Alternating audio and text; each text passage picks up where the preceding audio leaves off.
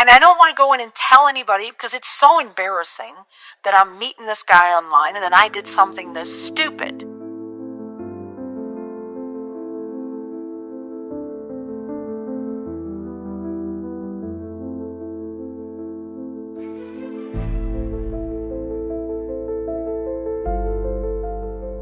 Hi, my name is Pamela. I'm going to tell you one of the stories of one of my scariest dates. I decided after a very long time to go ahead and try to start dating again. So I went online to one of the popular sites and I did meet someone that I was texting back and forth with. I felt comfortable with him. We talked on the phone a few times, but we texted a lot and I got to know him, I thought. So we decided we were going to go out.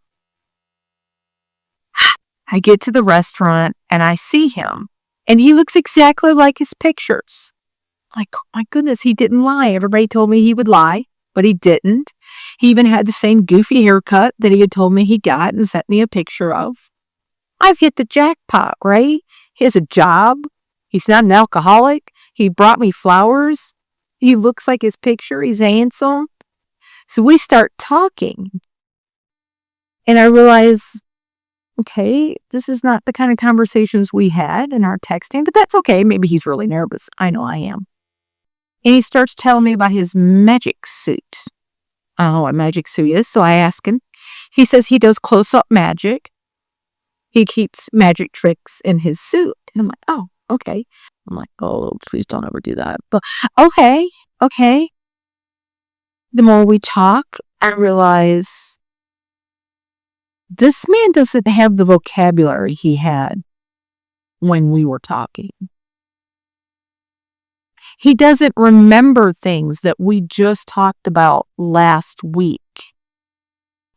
He finally breaks down and says, you haven't really been talking to me when you text. And I said, are you having a friend text with me? Is that why you can't remember the conversations? Then he confesses it's his mom that has been talking to me via text. Why would this be happening? Well, mom's getting older and she's not in really good health. They tells me that he only works part-time in the dog food factory because he can't make a lot of money because he's on disability. What kind of disability are you on? I'm not going to judge that. As he put it, he's got a thinking disability. So then he keeps telling me that he thinks his mom is really going to like me. And what she's wanting to do is find him a girlfriend that he can marry so that he's got somebody to take care of him after she dies. So he keeps telling me about his mom is really going to like me. We go up to pay the check. While we're getting ready to walk out of the restaurant, he says, good thing you want to meet mom. They're outside in the van. Excuse me? Yeah, I don't drive. So they came up in the van and they're waiting out in the parking lot to meet you. So as we're walking into this dark parking lot, he gestures to this van out in the corner where there's no lights. And he wants me to walk over there and meet his family.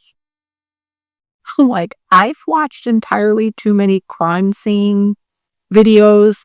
I'm not being taken to the second location, okay? I'm bright enough to not do that. So I tell him, I said, well, I can't meet your mom looking like this. I'm going to go in my car and I'm going to brush my hair and try to, look nice for her. Okay. I said, you go on over. I go in the car and I pretend to brush my hair. As soon as he gets halfway across the parking lot, my door is closed.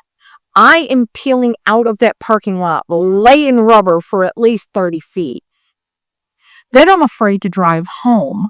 So I end up in the sheriff's department's parking lot for 30 to 40 minutes. So I never saw him again. He had no way to contact me. Luckily, he lives 2 counties away. So meet the people on the phone. Talk to them on the phone. Have conversations. Make sure that they can actually use words and have a dialogue with you.